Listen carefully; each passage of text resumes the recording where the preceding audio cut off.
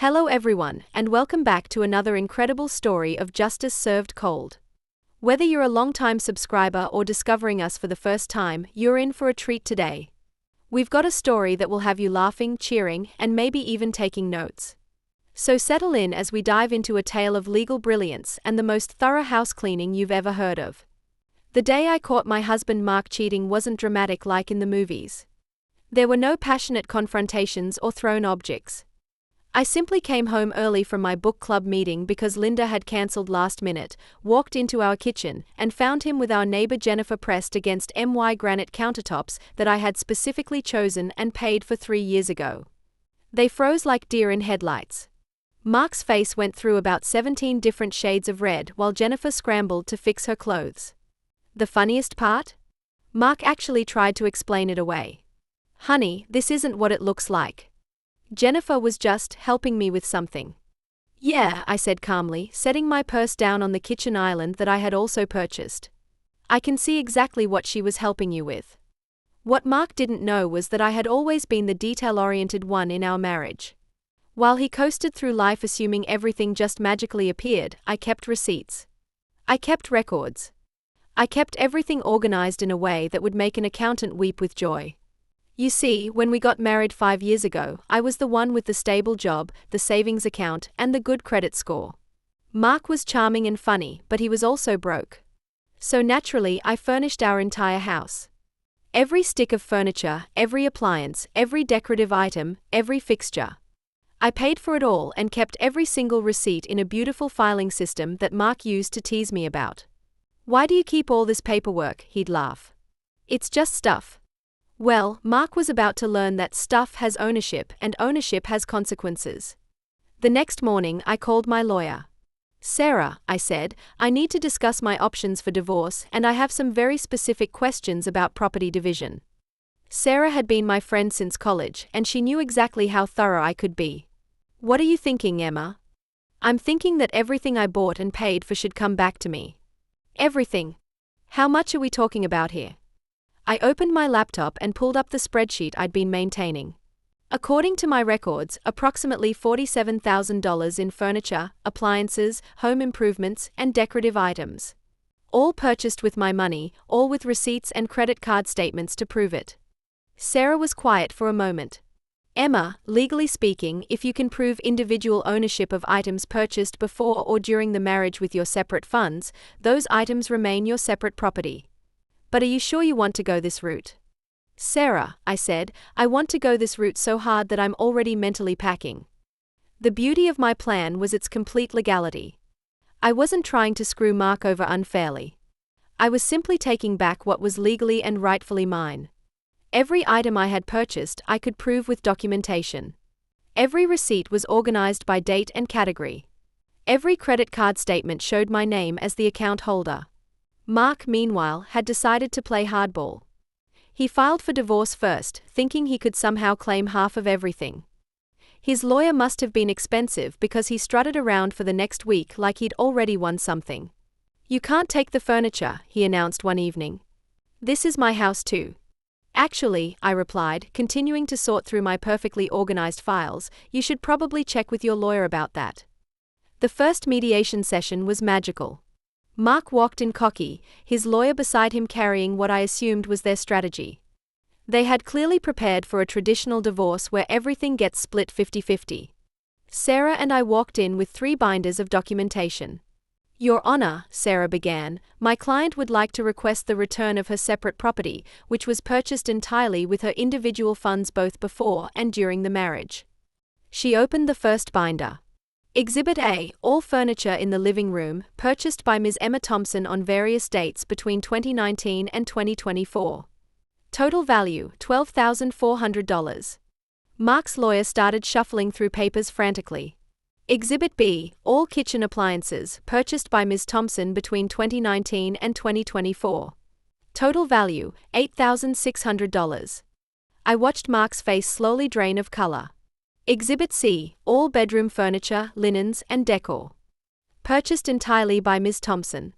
Total value, $7,200. This continued for 20 minutes. Every item in our house that had any value I had purchased. The dining room set. The home office furniture. The artwork. The rugs. The lamps. Even the freaking toilet paper holders. Mark's lawyer finally spoke up. Your Honor, surely some of these items have become marital property through joint use. That's an interesting theory, Sarah replied smoothly, but joint use doesn't transfer ownership when the items were purchased with separate funds and the purchaser can provide complete documentation of ownership. The mediator looked at Mark sympathetically. Sir, do you have any documentation of items you purchased for the household? Mark looked like a goldfish trying to solve calculus. I contributed to the household in other ways. I'm sure you did, the mediator said patiently, but we are specifically discussing tangible personal property and who has legal ownership of said property. It was beautiful. But the real genius of my plan wasn't revealed until moving day. Mark had assumed I'd take the big stuff and leave him the basics. He thought he'd still have a livable house with some furniture, some kitchen supplies, some comfort items. He thought wrong. I showed up with a moving crew at exactly 9 a.m. on the appointed day, armed with my inventory list and a man named Tony who specialized in furniture disassembly. Mark was at work because, in his arrogance, he assumed I'd just grab a few things and leave. We started with the obvious items. The living room furniture went first, including the coffee table, the end tables, and the entertainment center. Then the couch, which Tony carefully wrapped and loaded. Next came the dining room. The table, chairs, china cabinet, and even the chandelier that I had specifically chosen and paid extra to have installed. The bedroom was next. The king-size bed I'd bought for us, the matching nightstands, the dresser, the mirror, the lamp, even the curtains and curtain rods. But here's where my attention to detail really shone. I hadn't just bought the big furniture. I had bought everything that made a house functional. The can opener. The coffee maker. The microwave. The toaster. Every pot, pan, and utensil in the kitchen. Every plate, bowl, and glass. Every towel, washcloth, and sheet. Tony looked at the list and whistled. Lady, you really bought everything, didn't you? Tony, I said, I bought things I didn't even know I'd bought. According to my receipts, I even bought the toilet brush and the shower curtain liner. And I took them. All of them. By noon, we had moved to the really detailed items. The picture frames came off the walls, leaving sad little rectangles of unfaded paint. The decorative bowls came off the side tables. The throw pillows came off there was no couch for them to be on anymore, but you get the idea. I took the plants and their pots. I took the cleaning supplies from under the sink. I took the light bulbs from the fixtures because, according to my receipts, I had bought LED replacements for the entire house just 6 months earlier. My personal favorite moment came when I remembered the wallpaper. Our powder room had this beautiful botanical wallpaper that I had special ordered and paid a decorator to install. It had cost me almost $800. Can we remove wallpaper? I asked Tony. Tony grinned. Lady, I've been doing this for 15 years. I can remove anything you legally own. It took an hour and a half, but we carefully removed every strip of that wallpaper. I wasn't going to use it again, but it was mine and I was making a point. By 2 p.m., we were down to the really petty stuff and I was having the time of my life. I took the doormat because I'd bought it. I took the mailbox numbers because I'd replaced the old ones. I took the smoke detector batteries because I'd just changed them the month before. But the absolute pinnacle of my thoroughness came when I remembered the carpet. Tony, I said, consulting my phone where I'd photographed the receipt, I paid for carpet installation in the master bedroom and the home office 2 years ago. Can we take carpet? Tony paused his loading and looked at me with something approaching awe. If you paid for the carpet and you can prove it, we can absolutely take the carpet. It was glorious. We rolled up every inch of the carpet I had paid for, along with the padding underneath. The installation had cost me $3,000, and I was taking every thread of it. By the time we finished, the house looked like it had been cleaned out by the world's most polite and thorough burglars. We hadn't damaged anything or taken anything that wasn't legally mine, but what remained was basically an empty shell with hardwood floors and blank walls. Mark came home around 6 p.m. I was long gone by then, but my friend Jessica lived across the street, and she gave me the play-by-play. According to Jessica, Mark's car sat in the driveway for a full 5 minutes before he got out. He walked up to the front door, unlocked it, and stepped inside. Then came the shouting. What the hell happened to my house?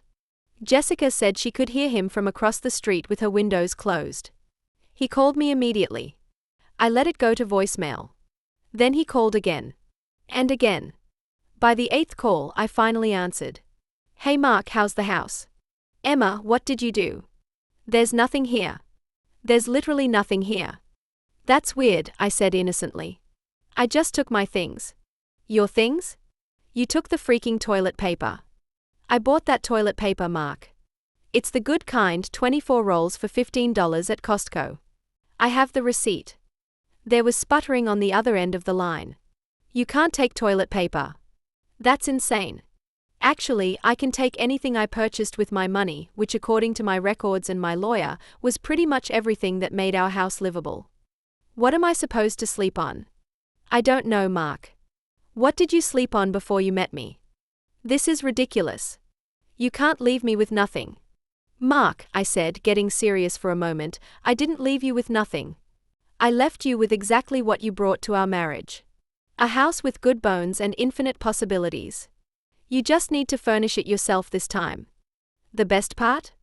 Mark's girlfriend Jennifer apparently came over to comfort him that evening and found him sitting on the hardwood floor of our former living room, eating cereal with a plastic spoon because I'd taken all the real silverware. According to the Neighborhood Gossip Network, which is more efficient than any news service, Jennifer took one look at the empty house and decided that maybe she preferred her married boyfriend better when he had furniture. Mark tried to get revenge by demanding I pay for half the utilities during the separation period. My lawyer's response was swift and beautiful. Mr. Johnson is welcome to pay for utilities for the empty house he's currently living in, but Ms. Thompson's legal residence is now her new apartment, which has its own utility accounts. He also tried to claim that I had somehow violated the spirit of the divorce agreement by taking too much stuff. The judge's response to this complaint was so perfect that Sarah had it framed. Mr. Johnson, the spirit of property law is quite clear. Items purchased by one party with separate funds remain the property of that party. If you wanted to own household items, you should have purchased household items. The whole process took 3 months from the day I caught him cheating to the day our divorce was finalized. Mark had to furnish his entire house from scratch while paying divorce attorney fees and figuring out how to function like an adult who actually owns his own stuff. I used the money I saved by not having to buy all new everything to put a down payment on a beautiful little condo downtown. Everything in it is mine, bought by me, chosen by me, and arranged exactly how I like it. The final irony? Mark called me 6 months after the divorce was final. Emma, he said, I need to ask you something and I know it's weird, but do you remember where you bought the coffee maker? I laughed until my stomach hurt. Mark, it's a Cuisinart DCC 3200. I got it at Williams-Sonoma. It's $140. Thanks, he said quietly. Mark, I added, while I have you on the phone, do you remember where you bought anything in our house? There was a long pause. No, he admitted. I never really paid attention to stuff like that. I know, I said. That's exactly why I have a beautifully furnished condo and you're calling your ex-wife for appliance shopping advice. These days, I have friends over for dinner parties where we eat off plates I actually chose, sitting in chairs I picked out, in lighting I selected. Every single item in my home reflects my taste, my choices, and my financial independence. Mark, as far as I know, is still slowly furnishing his house, one carefully budgeted purchase at a time. He's probably learned to read labels, compare prices, and maybe even keep a receipt or two. And Jennifer? She married her divorce attorney. They're probably very happy together in his already furnished house. Sometimes people ask me if I feel bad about taking absolutely everything. My answer is always the same, I didn't take everything. I took my everything. There's a difference. The real revenge wasn't leaving Mark with an empty house. The real revenge was finally understanding my own worth and refusing to accept anything less than I deserved. The empty house was just a beautiful, legally satisfying bonus. If you enjoyed this story of legal brilliance and household inventory management, make sure to subscribe to Revenge Chronicles for more tales of justice served with a side of perfect documentation. Thank you so much for watching this entire wild ride with me, and I hope it inspired you to always keep your receipts and know your worth. Don't forget to check out our other videos where ordinary people find extraordinary ways to reclaim their power.